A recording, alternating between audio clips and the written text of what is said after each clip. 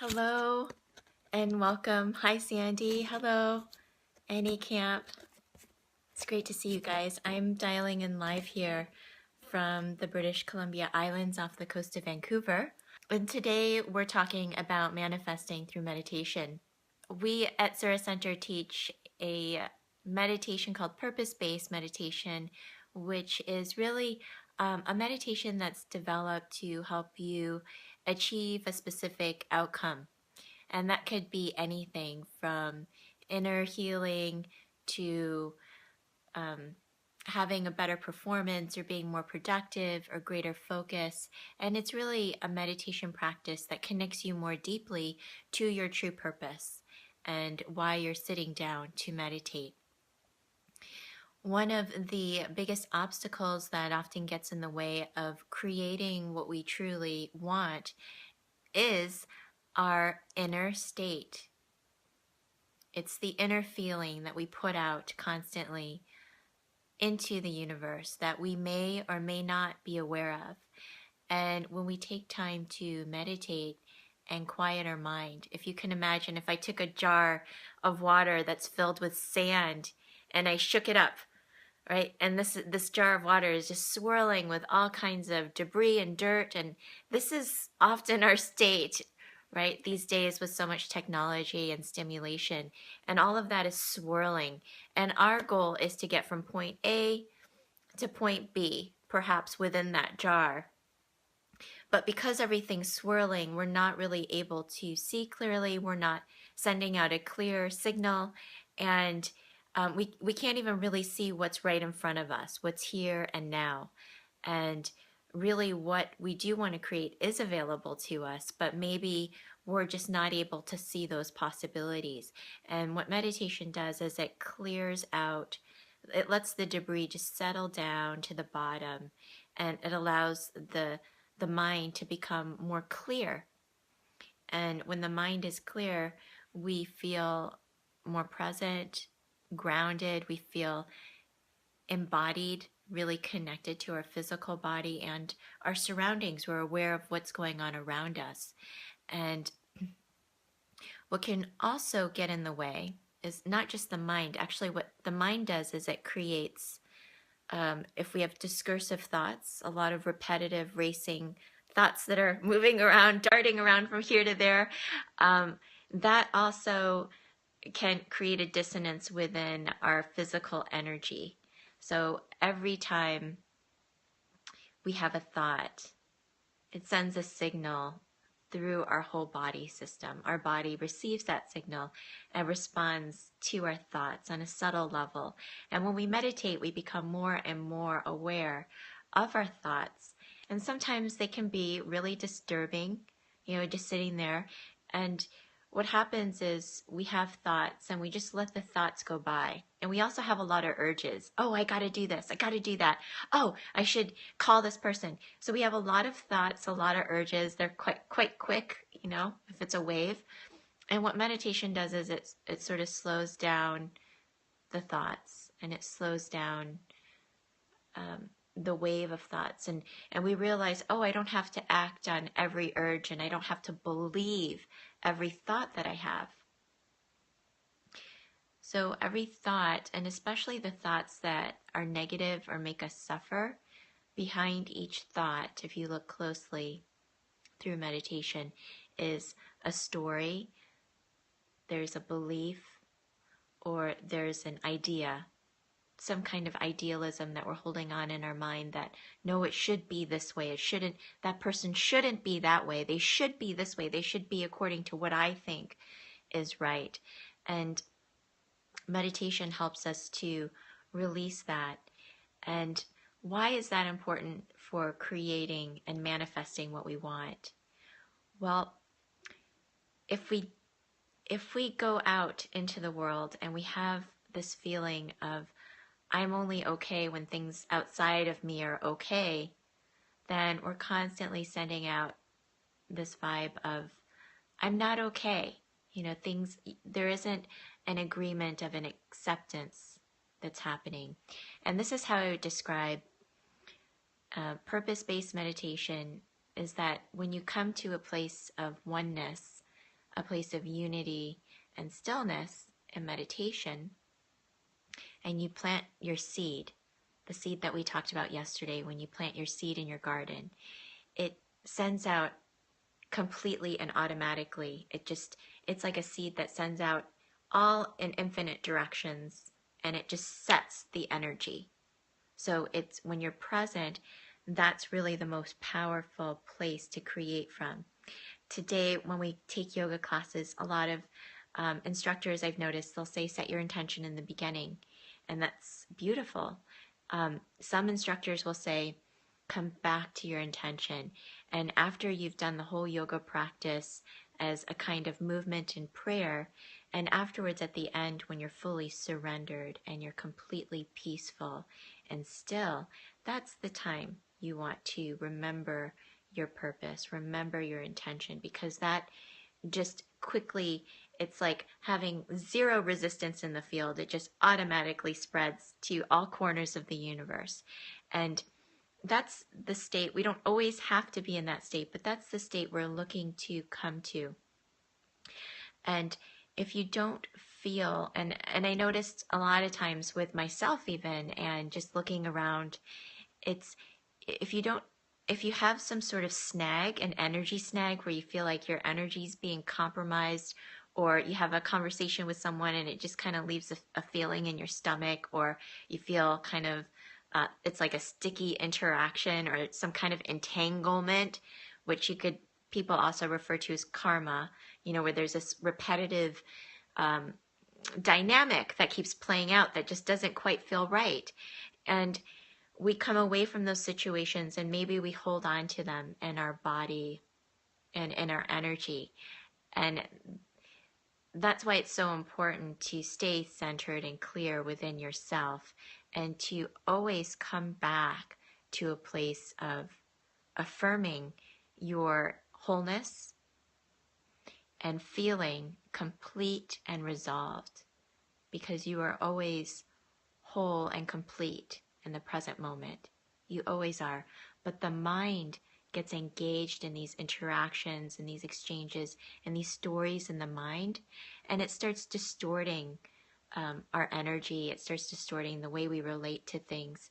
So meditation is an amazing practice for being able to see more clearly, to even use the mind to help create a level of reason. So when we start getting involved in some sort of story or spiral, you can use the mind to just gently pause and put a placeholder there. And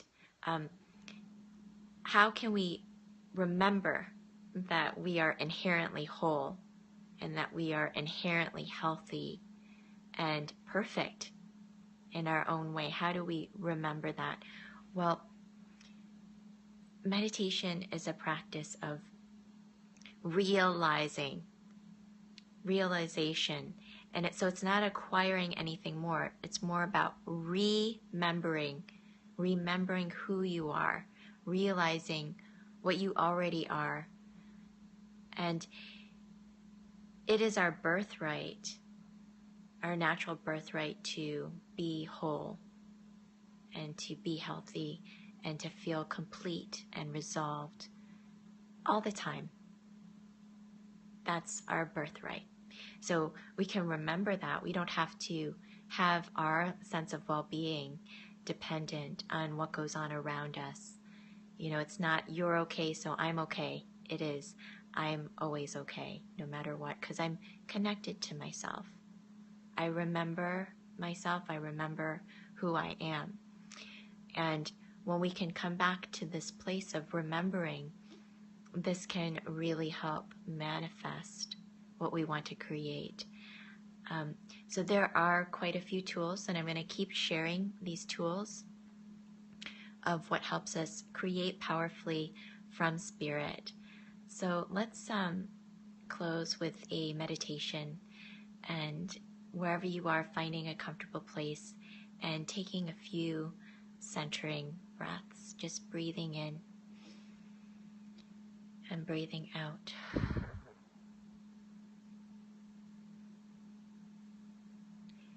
And see if you can breathe in and out from your heart center. Breathing in through the back of your heart, letting it fill up with your breath, and then exhaling out through the front of the heart.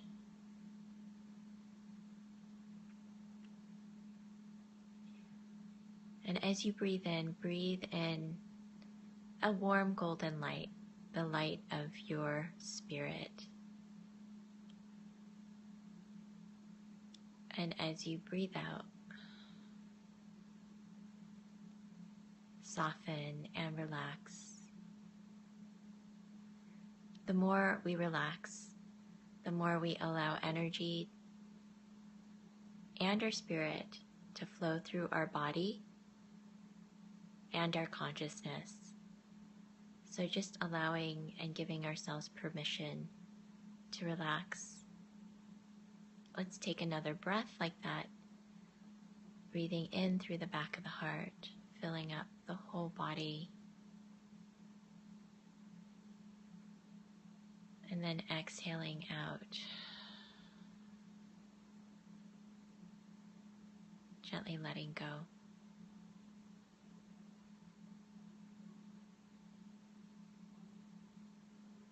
We can engage our mind in many different ways, but we can also use our mind to focus our attention and energy.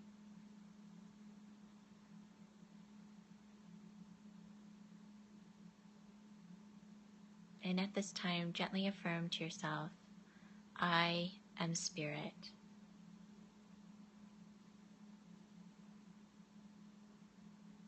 I am spirit.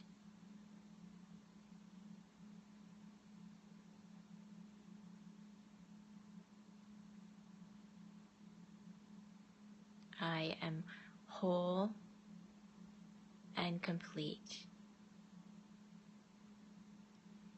I am whole and complete.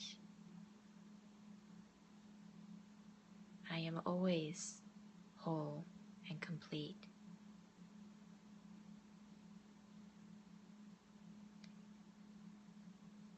And know within yourself that in that moment of remembering, you can always return back to a place of inner resolution,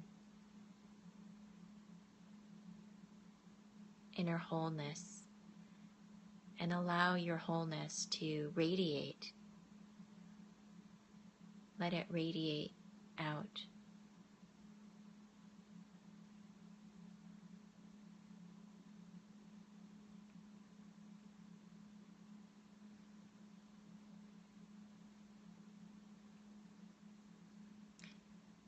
And thank you for a beautiful meditation this morning.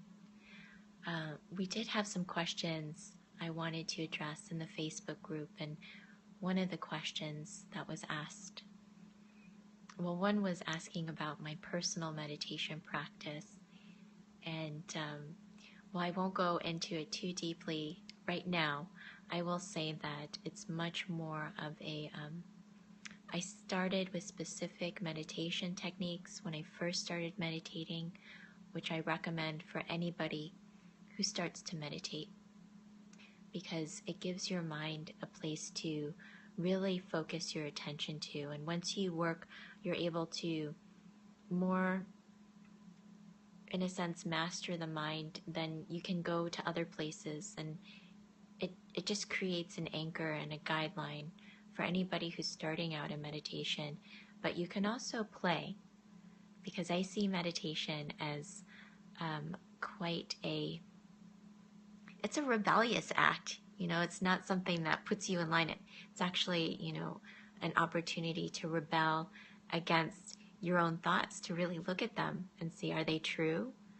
And maybe a lot of the thoughts we have are not true. So the meditation that I practice is mostly just practicing stillness and listening. And today, the word prayer is a very charged word. people relate it to religion and doctrine and dogma and Christianity and certain faiths. But I would say that the meditation practice I have is this inner prayer where there's a listening and a dialogue with the source that's within me and also outside of me. So it's a listening and a dialogue.